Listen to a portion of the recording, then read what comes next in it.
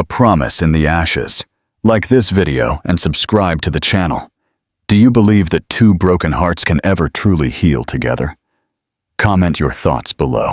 Ibuwe accepted the task of caring for the widower's child, but no one knew that his own heart was just as shattered.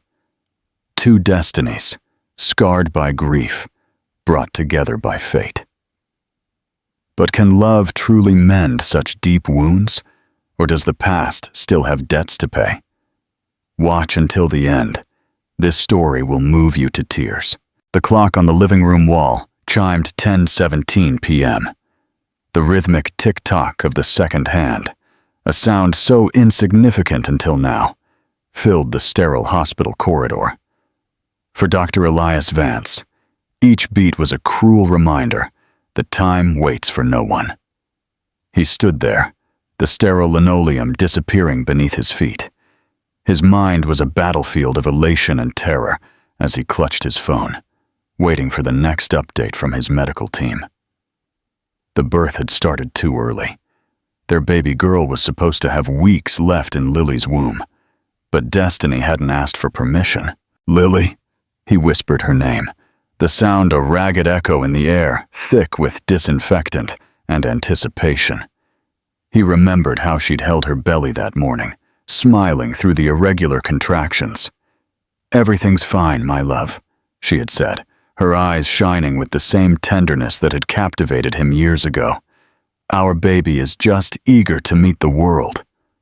Now, only a cold door and a team of doctors separated him from her. Elias, a surgeon by profession, felt his legs give way and leaned against the wall. He had stood on the other side of that door countless times, clad in scrubs and a mask, offering reassurance to patients and their families. He had seen births become tragedies, and tragedies become miracles. But none of his long, grueling hours of training had prepared him for this. A nurse hurried past, her eyes a blank stare, a bad omen. When the operating room door finally swung open, something inside him screamed not to listen. The obstetrician appeared, his gaze downcast, shoulders slumped. Elias knew that look. There was only one reason a doctor would avoid eye contact. "Dr. Vance," the man said. Elias didn't realize he had been holding his breath until the pressure exploded in his head. "The baby?" he rasped, his voice unrecognizable. The doctor nodded. "Your daughter is fine." The words should have brought relief, but the absence of a second name made his heart skip a beat. "And Lily?" The silence was his answer. Elias stumbled backward, as if he could outrun the words that were about to come. He saw the doctor's lips move, forming words his brain refused to process. "Complications. A severe hemorrhage. We tried everything. I'm so very sorry." The air grew thick and sharp. "No." The word was a fragile thread of sound as his body recoiled against the cold wall. The floor seemed to tilt beneath his feet. "I am so sorry, Dr. Vance. This wasn't happening. Not to Lily. Not to him." But then, a baby's cry cut through the air, a cruel reminder of his new reality. She was gone. Lily, his Lily, would never meet the daughter she had dreamed of holding. Never again would she call him by the pet name she had invented. Never again would she look at him with those brown eyes that made him forget the world. The grief hit him like a violent wave, stealing the air from his lungs. His body trembled, but he couldn't move. A nurse approached, holding a small bundle in her arms. "Dr. Vance, your daughter." He looked at that tiny face, the delicate skin, the closed eyes, the fists clenched in a battle against a new world. She was the spitting image of her mother. Elias's chest tightened, a mix of overwhelming love and a despair he couldn't name. He should hold her. He should feel the warmth of his daughter against his chest and promise he would always be there. but all he could do was look away, pressing his fists to his eyes. I can't." The sound of his own sobs swallowed the rest of the sentence. Somewhere else in the hospital, another tragedy was unfolding. Clara Hayes felt her body go numb. The physical pain of childbirth no longer mattered. The pain in her chest consumed her completely. She looked at the empty bassinet next to her bed, a cruel reminder of what had been taken before it had even begun. The silence shattered her. She closed her eyes, hoping that when she opened them, it would all be a mistake. That a doctor would walk through the door and say there had been a mix-up, that her baby was fine. But no one came, and in the deafening silence of the hospital, two souls broke at the same time, unaware that in some future, they would find in each other a new reason to live. The house was no longer a home. Since Lily left, Elias felt that every wall had absorbed his grief, becoming silent witnesses to his ruin. The crib in the corner of the room was still assembled, but he avoided looking at it for too long. It hurt to face the reality that he should be there, with his wife, admiring their daughter together. Now, it was just him. And Ella. Never had saying her name hurt so much. He held the baby in his arms, trying and failing to calm her. She had been crying for over an hour, the sound filling every corner of the house, hammering in his head. But the crying wasn't hers alone. Elias felt his own pain overflowing, but he refused to let a sound escape. He swayed, trying to find a rhythm, anything that might help her sleep, but his hands trembled. He had no idea what he was doing. His voice came out hoarse, worn out from exhaustion. The baby wouldn't stop crying. He felt his own chest rise and fall irregularly, his breath coming in short, ragged gasps. The weight in his arms was becoming unbearable. I don't know what to do," he mumbled, his voice cracking. And then it came. The desperation broke through his barriers, and Elias's vision blurred. The tears he had been holding back for days finally fell. He held his daughter close, his sobs escaping uncontrollably. The baby cried, and he cried too. There, in the middle of the dark house, they both shared a pain neither of them could name.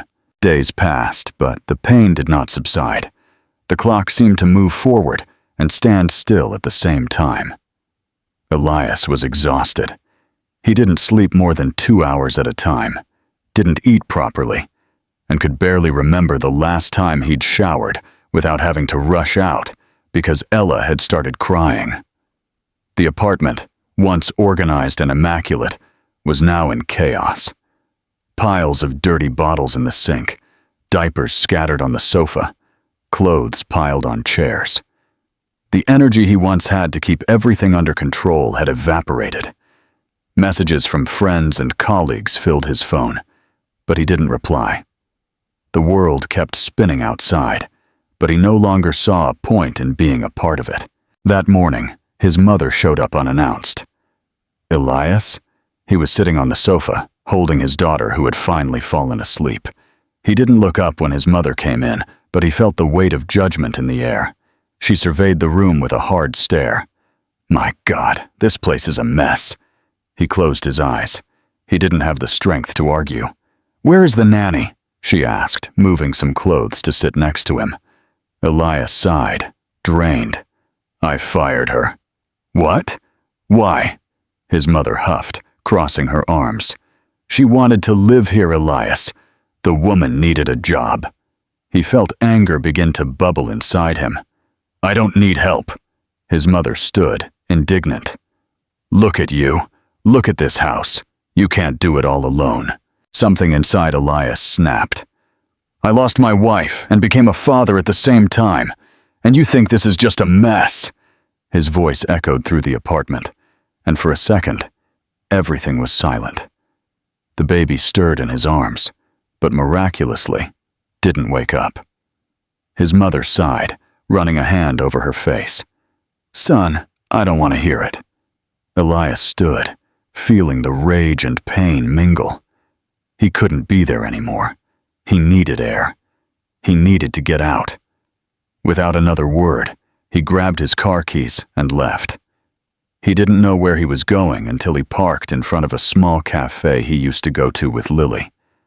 The smell of freshly brewed coffee mixed with baked bread hit him the moment he walked in, bringing a wave of memories. It was a mistake to be there. He was about to leave when he saw her, Clara.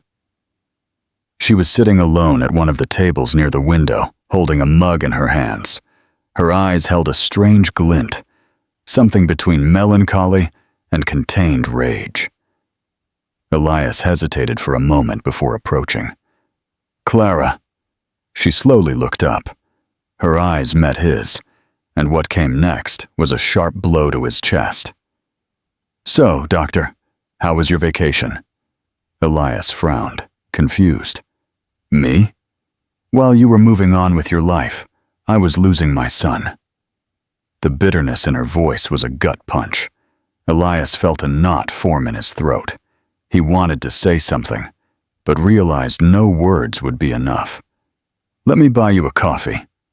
Clara let out a short, humorless laugh. And that's going to bring my son back? He didn't back down. No, but maybe we can share some of the pain. She was silent for a long moment. Then she sighed and pushed her chair back. Fine. Their conversation was a silent exchange of scars. Elias talked about Lily, about the delivery, about how his daughter's crying seemed like an echo of his own suffering. Clara talked about the emptiness, about the crib that was never used, about how every night, when she closed her eyes, she still felt the baby inside her. Even though she knew he wasn't there anymore, they didn't offer words of comfort to each other. There was no comfort for that. But there was something stronger, understanding. When Elias finally looked at the clock, he realized several hours had passed. Do you want to come to my place? He asked, hesitating. Clara raised an eyebrow. Why? He looked away. I don't know, but I don't want to go back alone. She watched him for a moment, then picked up her bag. Let's go. When they entered the apartment, Clara looked around. My God, Elias sighed. I know, it's a mess. She walked over to the sofa and picked up one of the dirty rags. It looks like a battlefield. He laughed without humor. Then, a soft sound broke the silence. The baby's crying. Elias went to the crib and picked her up. Clara watched him hold her, despite the fatigue on his face. She approached, hesitant. Can I hold her? Elias blinked, surprised. Then, slowly, he passed the baby into Clara's arms. She held her delicately, her eyes filled with something he couldn't decipher. And then, for the first time since it all began, Elias felt something different. It wasn't pain. It wasn't emptiness. It was something else. Something he didn't yet know how to name. But for the first time, it felt like a step out of the darkness. Comment below. Do you think Clara is doing the right thing by working for Elias? Or is it a recipe for more heartbreak? The house was still a battlefield, but now there were two people trying to hold it up. At first, Clara's presence was purely functional, a necessary support to alleviate Elias's burden.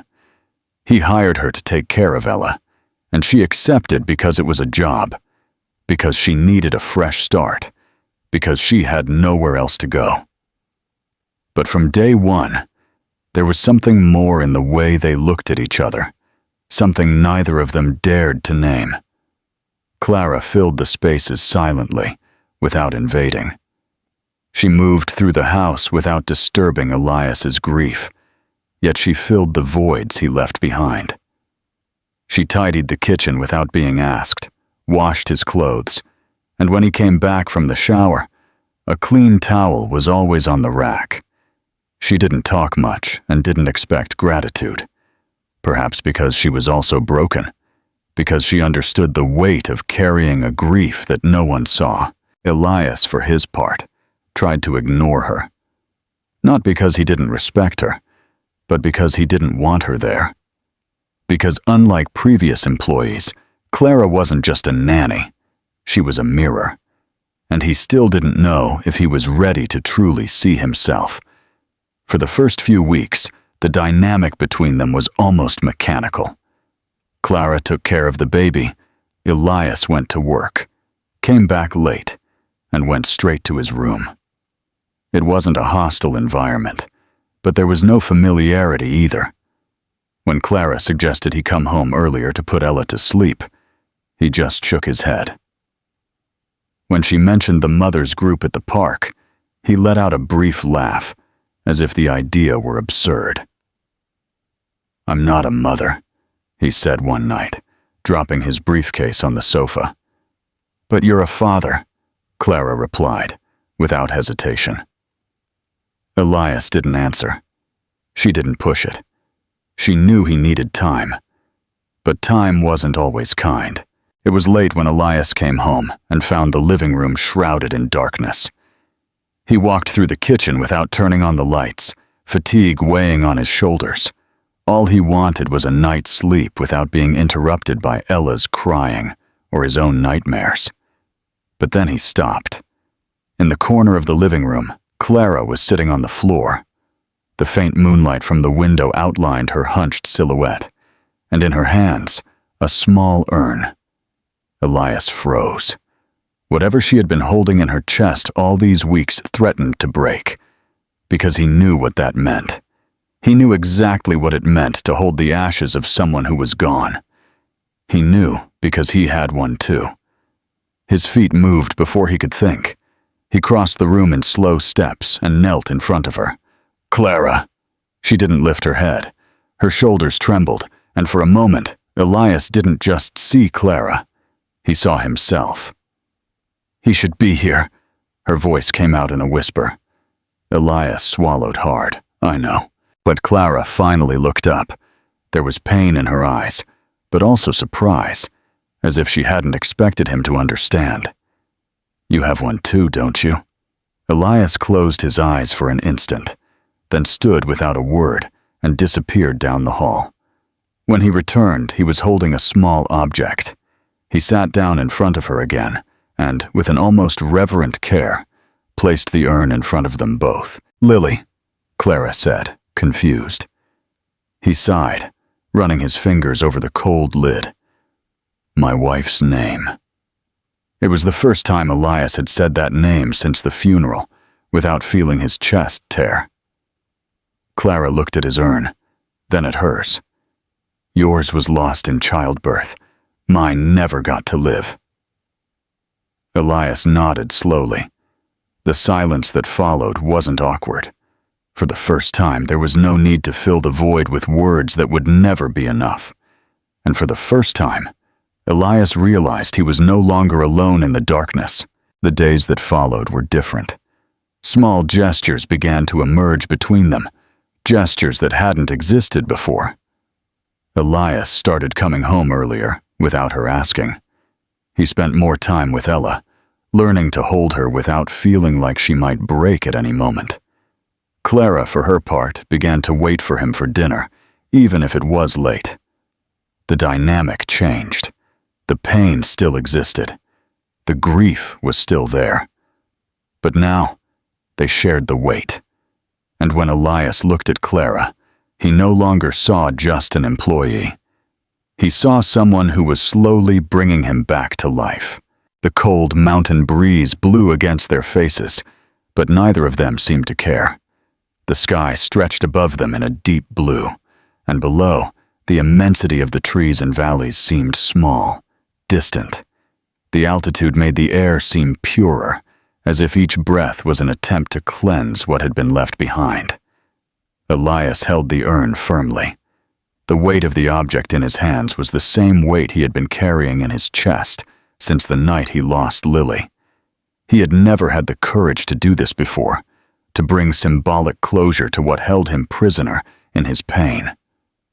But now, standing there with Clara by his side, he knew he couldn't put it off any longer. Clara held hers as well, Her fingers trembled around the cold surface, as if a part of her still resisted the act of letting go. He looked at her sideways, noticing her held breath, her eyes fixed on the landscape as if searching for something on the horizon. "Ready?" Elias asked, his voice low, almost a whisper. Clara hesitated, swallowing before she nodded. "I think so." It was a lie. Neither of them was truly ready. But perhaps they never would be, and waiting for the right moment would be the same as staying trapped. Elias took a deep breath, closed his eyes for a moment, and then opened the lid of the urn. The wind seemed to understand the solemnity of the moment, because it blew harder as the ashes began to float, mixing with the air and disappearing into the vastness below. Clara followed suit. They stood there, motionless, watching the last trace of their loved ones dissipate in the wind. The silence between them wasn't empty. It was a full silence, loaded with meanings that didn't need words. Elias felt his chest tighten, but for the first time, it wasn't just pain. There was a new lightness, a strange sensation that, although Lily would always be a part of him, he could finally move on. Then he looked at Clara. She wasn't crying, but her eyes were bright, her mouth slightly ajar, as if she were holding back a thought. "What is it?"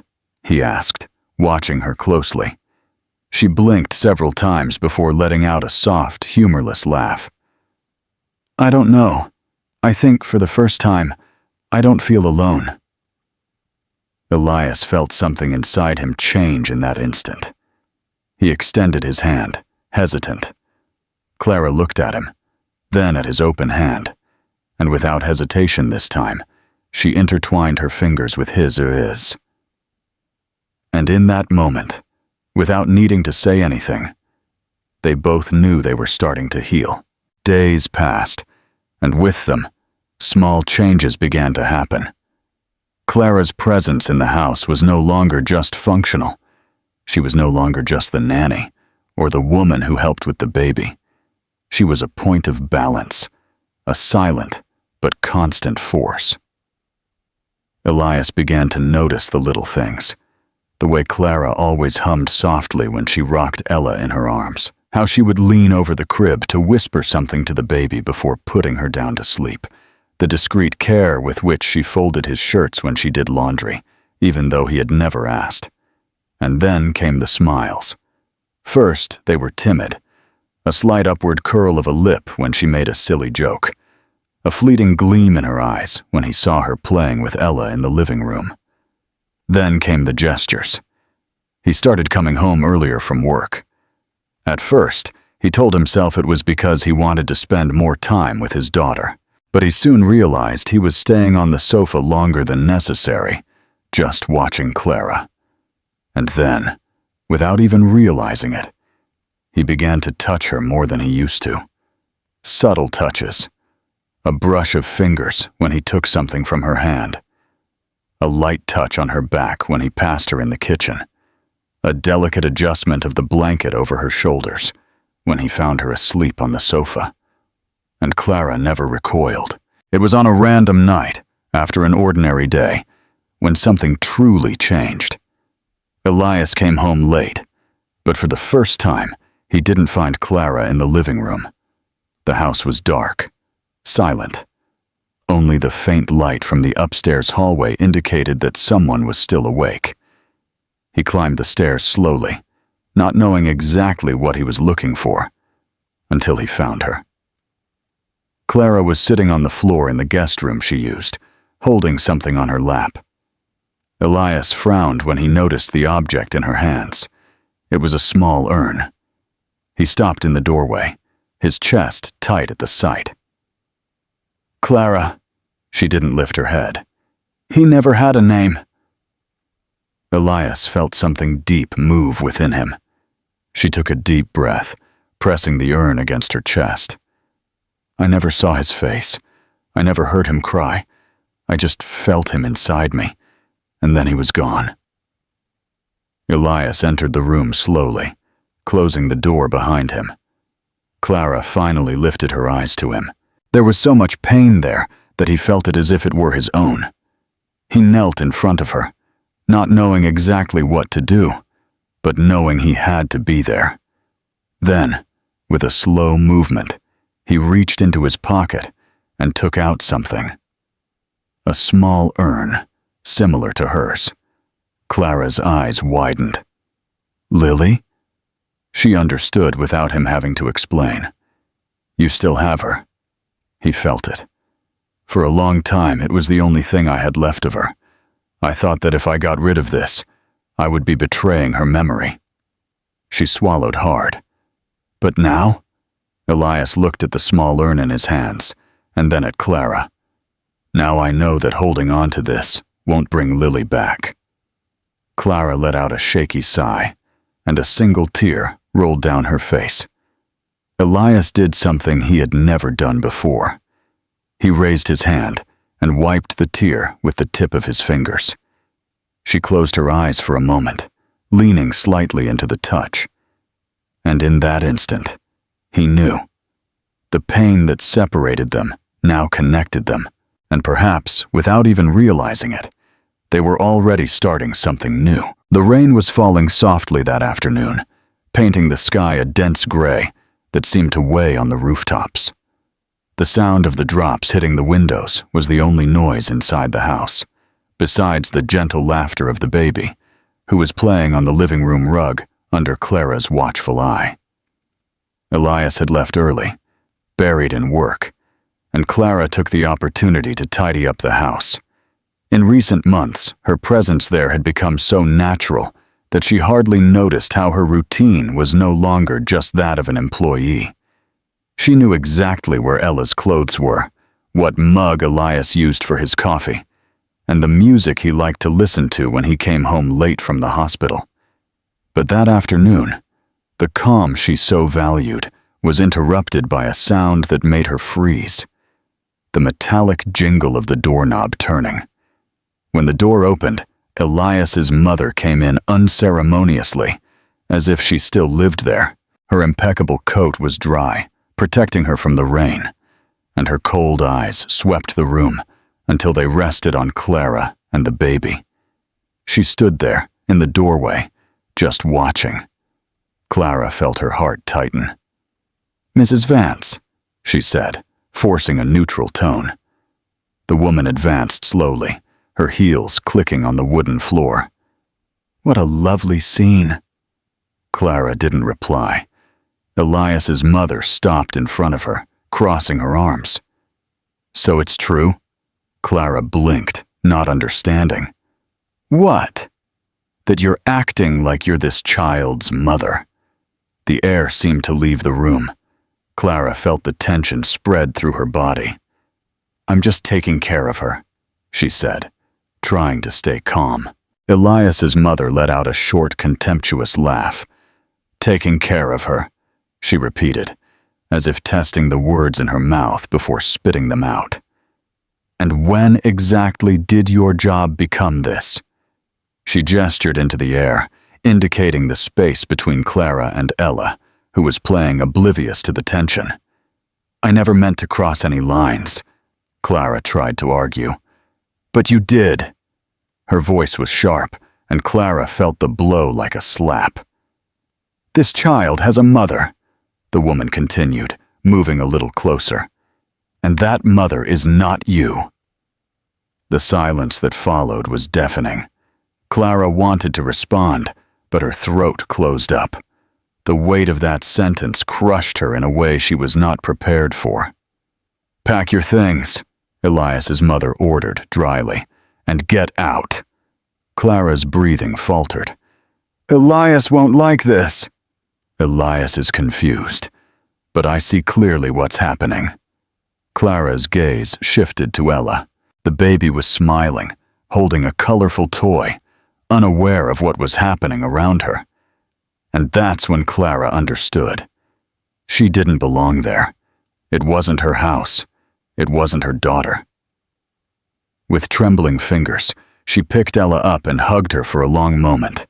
The baby's sweet scent, the warm feeling against her chest, all of it made her heart break. Then, she took a deep breath, kissed the girl's forehead, and placed her back on the rug. Without another word, she went upstairs and began to pack her things. Elias came home late that night, exhausted. The day at the hospital had been long, but for some reason, he felt a strange weight in his chest, as if something were wrong. Upon entering the house, everything seemed the same at first glance, but when he looked at the sofa, he realized Clara wasn't there. His stomach twisted. He ran upstairs, heading for her room. The door was open. The closet was empty. The key was on the dresser. Reality hit him like a punch. She was gone. Elias's blood boiled. He ran downstairs and grabbed his phone. He dialed Clara's number, but it went straight to voicemail. His heart hammered in his chest. Damn it! Then he remembered the only other place she might be. The bar was crowded enough for the music and voices to become indistinguishable. Clara felt her throat burn with the bitter taste of the drink. The alcohol was going down too fast, but she didn't care. She wanted to forget, and that's how he found her.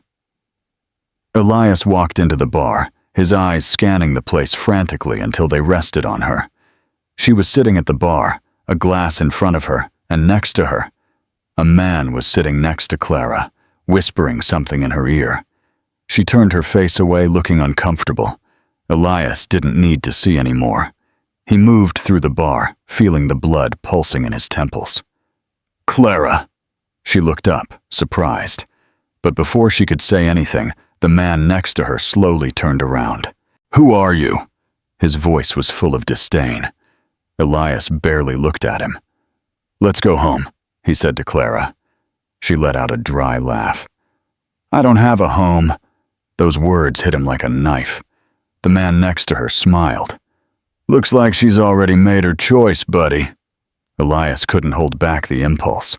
The punch was quick and precise. The man stumbled backward, his glass skidding across the bar. Clara screamed, grabbing Elias's arm. What are you doing? He was breathing heavily, adrenaline coursing through his body. The terrified bartender grabbed the phone and called the police. Clara dragged Elias out before the situation got worse. The cold rain fell on them as soon as they left. She was trembling, whether from cold or anger. He couldn't tell. You can't just go around hitting people.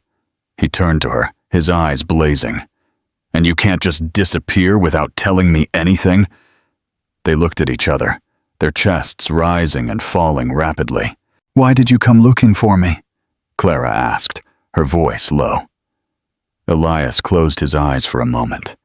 When he looked at her again, his expression was no longer one of rage.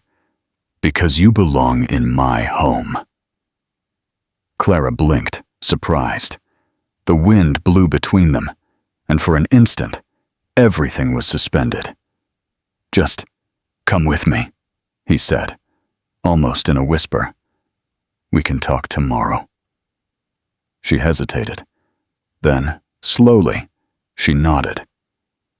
Elias let out a heavy sigh, as if he had been holding his breath the entire time. And then, without another word, he took her back to his home. The rain had stopped, but the cold still lingered in the air when Elias parked the car in front of the house. The silence between him and Clara was charged with everything they hadn't said that night.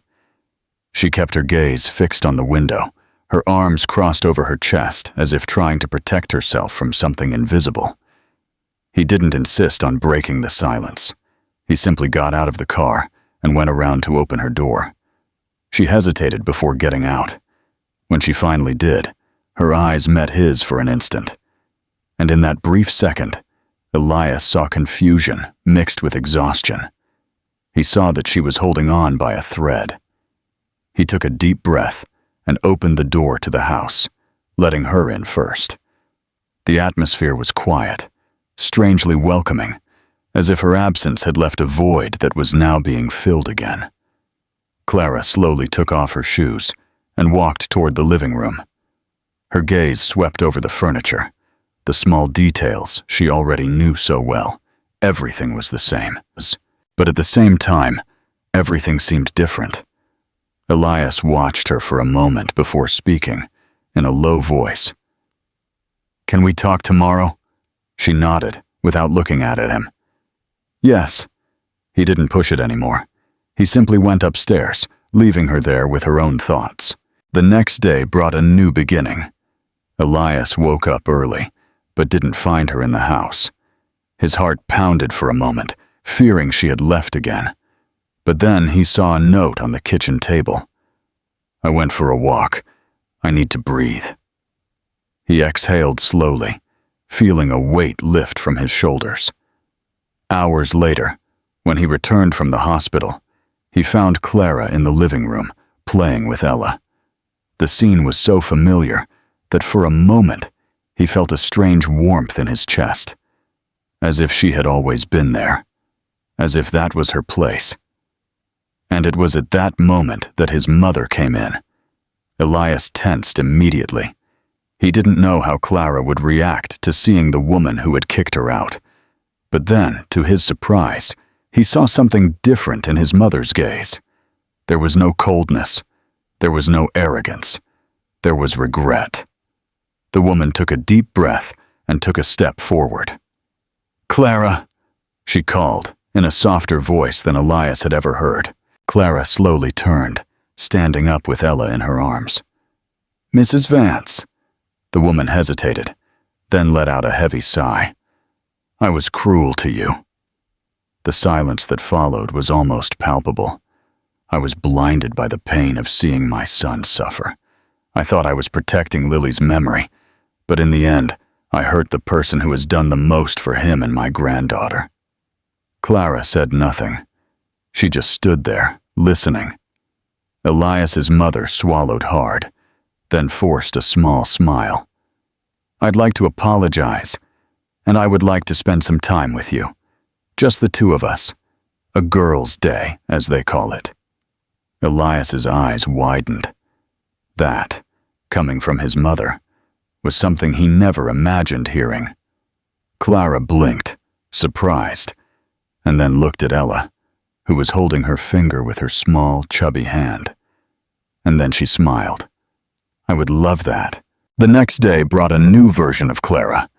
She went out with Elias's mother in the morning and returned in the afternoon. But something about her was different. Her hair was slightly wavy, glistening under the soft evening light. Her makeup was delicate, highlighting her eyes and lips. The new dress hugged her figure in a way Elias had never seen before. He froze when he saw her. For an instant, he completely forgot what he was doing. Clara noticed his gaze and smiled, embarrassed. "We went to the mall," she said, as if she needed to justify it. Elias blinked several times before responding, but his voice came out a little hoarser than usual. "You look beautiful."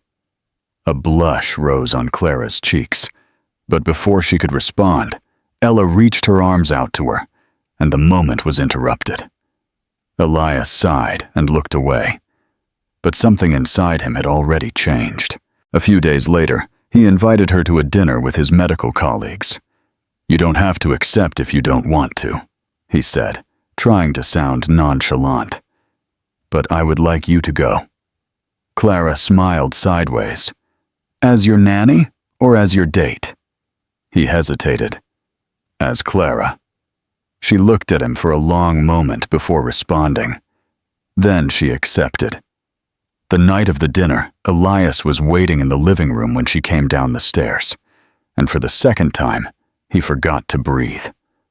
The black dress hugged her curves elegantly, and the subtle glow of the makeup enhanced the depth of her eyes. But it wasn't just her appearance. It was the way she wore it all. The confidence, the softness. He couldn't help the smile that spread across his lips. "You look stunning." Clara laughed, looking down a little. "And you're exaggerating." He extended his hand. "Shall we?" She hesitated for a brief instant before accepting, and in that moment, Elias knew he was lost. But life always found ways to interrupt moments like that. The next day, his mother was hospitalized. Elias stayed by her side the entire time, the memories of the hospital tormenting him in ways he didn't want to admit. It was Clara who showed up to relieve him. When he returned to the room, he found his mother holding Clara's hand, her eyes teary. "I was selfish," the woman murmured, "and I want to fix this." Then she took a ring off her finger and placed it in Clara's palm. "This has belonged to the family for generations.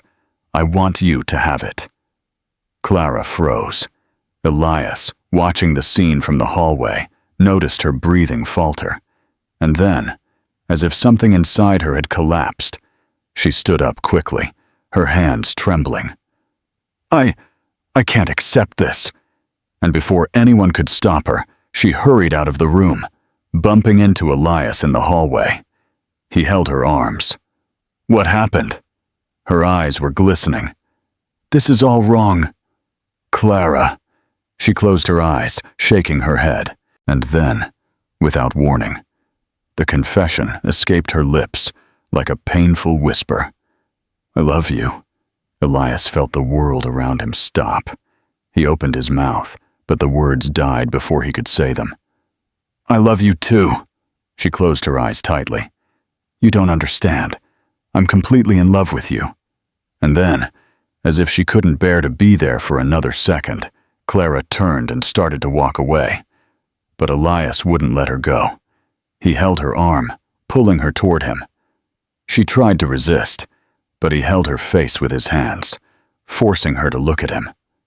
"I'm in love with you too." And before either of them could doubt it, he kissed her. Time passed. The early morning was cold and silent, but inside Elias's car, everything seemed to burn. Clara gripped the seat tightly, her fingers digging into the upholstery as another violent contraction coursed through her body. Sweat fell from her forehead, and her breathing came in short, heavy gasps. "Hold on, love, we're almost there," Elias murmured, speeding down the deserted streets. She tried to laugh, but the sound came out more like a groan of pain. "I'm a doctor too, Elias. I know this baby isn't going to wait much longer." He gave her a worried look, the muscles in his jaw tense. "Then he better wait, because I'm not going to let you have this baby in the car." Clara closed her eyes for an instant, trying to control her breathing, but another strong contraction hit her, and an involuntary scream tore from her lips. Elias felt his heart drop. Never had the sound of her voice frightened him so much. Fortunately, the hospital appeared at the end of the street, and he pulled into the parking lot quickly. He didn't bother to park correctly. He got out of the car, opened her door, and bent down to help her. "Can you walk?" he asked, the concern evident in his voice. "I think so." She tried to get out of the car, but another contraction made her double over. Elias held her before she fell. "Forget that!" Without hesitation, he lifted her into his arms and started walking quickly toward the hospital. "Dr. Vance!" One of the nurses at the reception desk's eyes widened when she saw him come in that way. "Delivery room. Now," he ordered. They didn't hesitate. Clara was placed in a wheelchair and quickly taken to the upper floor. Elias was by her side, holding her hand tightly. "It's going to be okay," he murmured, kissing her forehead. She smiled, exhausted. "I trust you." The delivery room was too bright, too cold, but Elias saw nothing but Clara. He was dressed in scrubs, the gloves tight, the mask on his face, but his eyes were fixed on the woman he loved, lying on the gurney, sweating, twisting in pain. "You're doing great, love. Just a little more," he encouraged, his voice low but full of emotion. She gritted her teeth, gripping the bedrail tightly. "Elias, if you say you're doing great one more time, I swear I'm going to throw a scalpel at your head." He laughed softly, feeling his chest tighten at the sight of her like this. I know it hurts, Clara, but our son is almost here." She let out a choked cry as another contraction tore through her, and Elias felt the desperation begin to climb inside him. But then he saw the small body beginning to emerge. He felt the world around him disappear. "He's coming," he announced, his voice cracking. Clara was crying, exhausted, but she forced herself to push one last time.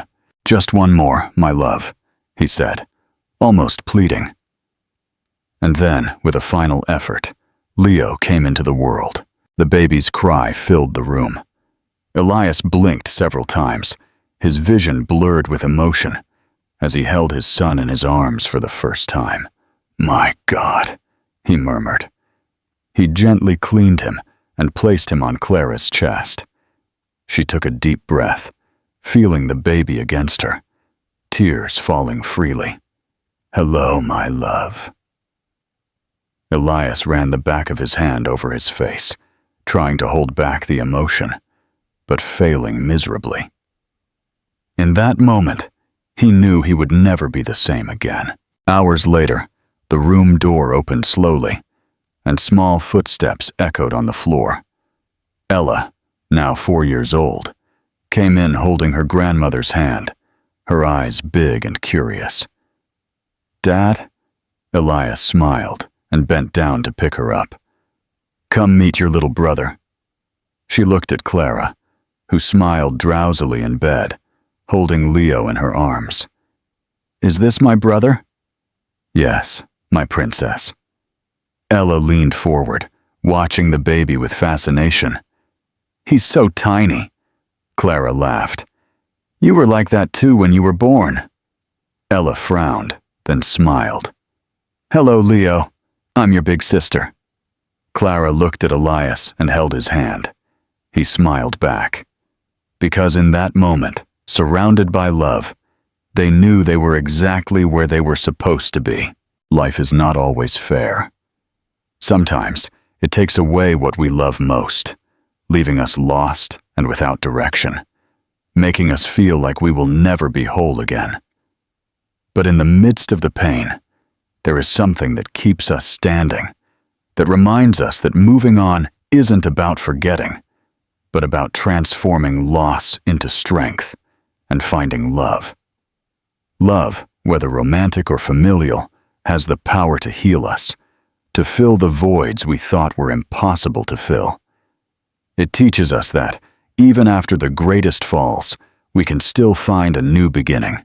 If this story touched your heart, give it a like and share it so more people can feel this emotion. Thanks for being here and being a part of this moment.